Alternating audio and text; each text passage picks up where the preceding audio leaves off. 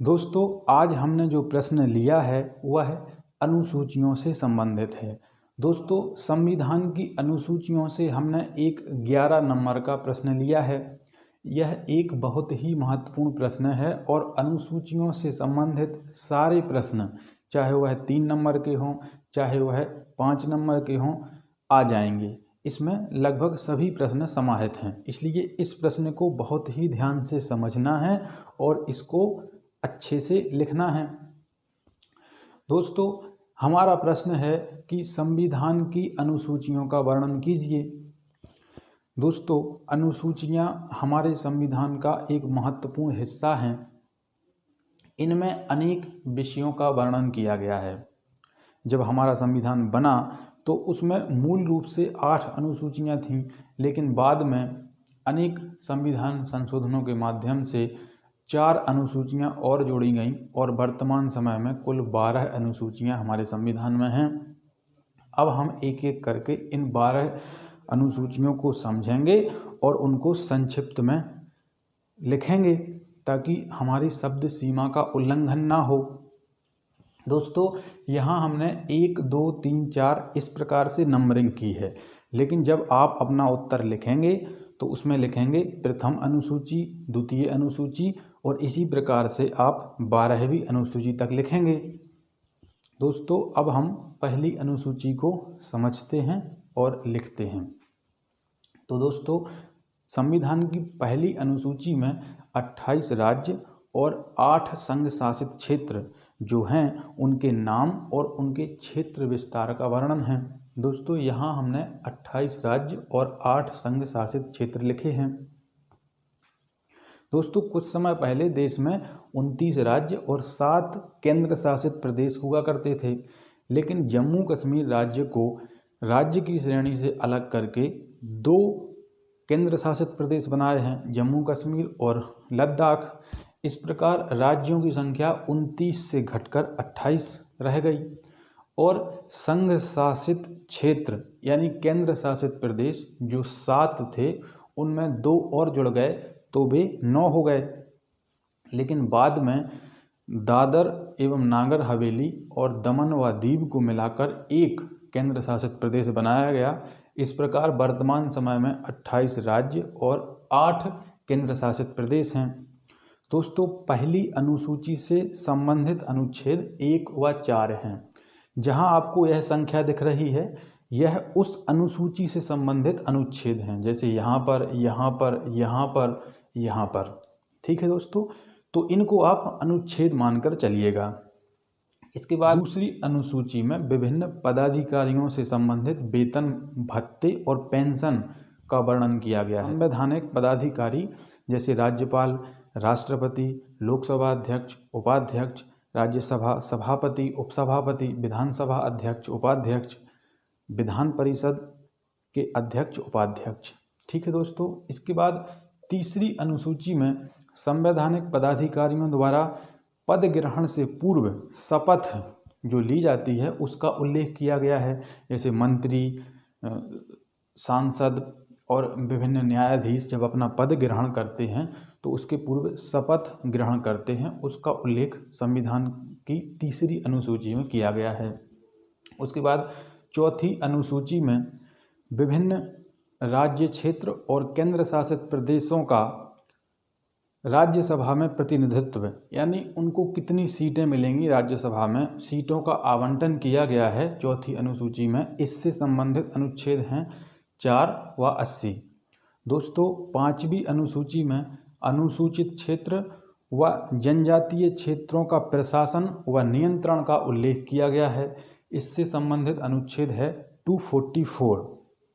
दोस्तों, 6वीं अनुसूची में इन 4 राज्यों असम, मेघालय, त्रिपुरा, मिजोरम के जनजातीय क्षेत्रों का प्रशासन कैसे चलाया जाएगा उसका वर्णन किया गया है। इसके बाद दोस्तों 7वीं अनुसूची सबसे महत्वपूर्ण है और 8वीं भी महत्वपूर्ण है। 7वीं अनुसूची में शक्ति पृथक्करण संबंधी 3 जो सूचियां हैं उनका वर्णन किया गया है, संघ सूची, राज्य सूची और समवर्ती सूची।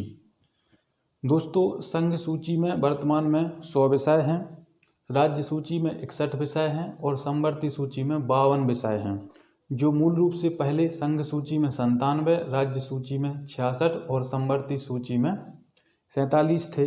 दोस्तों यहाँ आप देख रहे होंगे कि राज्य के विषयों में कमी की गई है और केंद्र के यानी संघ सूची के विषय में बढ़ोतरी की गई है। दोस्तों इनका संबंध अनुच्छेद 246 से है। यहाँ संघ सूची में जैसे रेलवे, प्रतिरक्षा, मुद्रा जैसे विषय आते हैं। राज्य सूची में कृषि, जेल खाना, पशुपालन इस प्रकार के विषय आते हैं और समवर्ती सूची में शिक्षा, वन, सामाजिक इस टाइप के विषय आते हैं। ठीक है दोस्तों, इसके बाद 8वीं अनुसूची में 22 भाषाओं का उल्लेख किया गया है। दोस्तों इससे संबंधित अनुच्छेद हैं 344 और 351। कुछ भाषाओं को विभिन्न संविधान संशोधन के माध्यम से जोड़ा गया है। इस प्रकार कुल वर्तमान में 22 भाषाएं हैं। इनमें से 21वां संविधान संशोधन 1967 के द्वारा सिंधी भाषा को जोड़ा गया है। 71वें संविधान संशोधन 1992 के द्वारा 3 भाषाओं को जोड़ा गया, मणिपुरी, नेपाली और कोंकणी।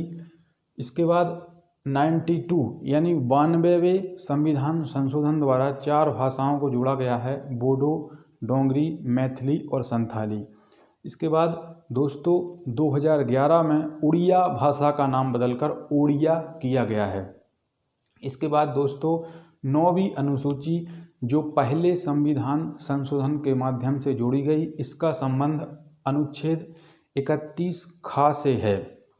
दोस्तों इसमें राज्य द्वारा संपत्ति अधिग्रहण संबंधी विधियों का उल्लेख किया गया है। दोस्तों जब आज़ादी के बाद देश में भूमि सुधार किए गए तब संपत्ति को अधिग्रहण करने में समस्या आ रही थी, इसलिए तत्काल पहला संविधान संशोधन करके पहली अनुसूची जोड़ी गई और उसमें भूमि सुधार संबंधी प्रावधानों को डाल दिया गया और साथ ही यह व्यवस्था की गई कि इसमें जो प्रावधान हैं यानी जो विषय 9वीं अनुसूची में डले हैं उनको न्यायालय में चुनौती नहीं दी जा सकती। इस प्रकार सारे भूमि अधिग्रहण से संबंधित विषयों को 9वीं अनुसूची में डाला गया।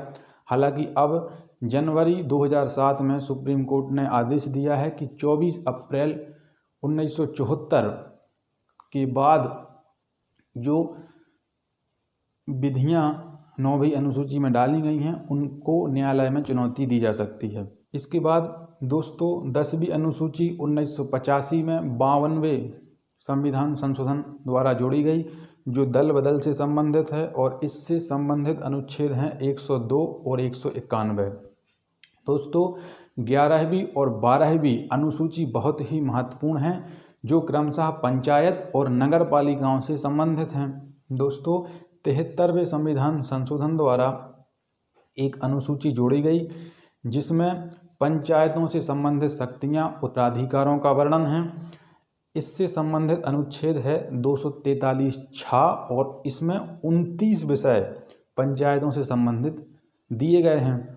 इसके बाद 74वें संविधान संशोधन द्वारा 12वीं अनुसूची जोड़ी गई। इसमें नगर पालिकाओं की शक्तियां, उत्तरदायित्व और प्राधिकार जोड़े गए हैं। इससे संबंधित अनुच्छेद है 243 बा और इसमें 18 विषय दिए गए हैं। तो दोस्तों इस प्रकार हमने संविधान की अनुसूचियों से संबंधित एक 11 नंबर का प्रश्न तैयार किया है और इसमें आपके बहुत सारे 3 नंबर के प्रश्न हो गए हैं और 5 नंबर के प्रश्न हो गए हैं। आइए देखते हैं कैसे। जैसे 3 नंबर के 12 प्रश्न बन सकते हैं कि पहली अनुसूची में क्या है, दूसरी अनुसूची क्या है, तीसरी अनुसूची क्या है। इसी प्रकार इन विषयों को लिखकर यह पूछा जा सकता है कि यह विषय किस अनुसूची से संबंधित है, यानी हमारे 24 प्रश्न 3 नंबर के पूरे हुए। तो इसके बाद 9वीं से 12वीं अनुसूची बाद में जोड़ी गई, तो यह एक प्रश्न पूछा जा सकता है कि संविधान संशोधन के माध्यम से जोड़ी गई अनुसूचियों का वर्णन कीजिए। दोस्तों 1 से 8 तक अनुसूचियां मूल रूप से विद्यमान थी संविधान में, तो एक प्रश्न यह बन सकता है कि मूल रूप से विद्यमान अनुसूचियों का वर्णन कीजिए। एक प्रश्न यह निकल कर आ सकता है कि संविधान की अनुसूचियों का संक्षिप्त में वर्णन कीजिए। ठीक है दोस्तों, तो यदि आपको यह वीडियो पसंद आया है तो आप हमें कमेंट में बताएं और अपने सुझाव हमें कमेंट में दें। दोस्तों, यदि आप यह वीडियो देखते हैं तो एक छोटा सा कमेंट कीजिए और मुझे बताइए कि अभी इसमें और क्या सुधार करना है, जिससे मैं आपके सुझावों के अनुसार सुधार कर सकूं। और भी आप किस प्रकार की वीडियो चाहते हैं, आप कमेंट में कोई प्रश्न लिख सकते हैं, उस वीडियो को हम बनाएंगे, उसका उत्तर लिखने का प्रयास करेंगे। और दोस्तों, धीरे धीरे इसी प्रकार हम आगे बढ़ते रहेंगे और MPPSC मेंस के पूरे सिलेबस को कंप्लीट करेंगे। ठीक है दोस्तों, धन्यवाद।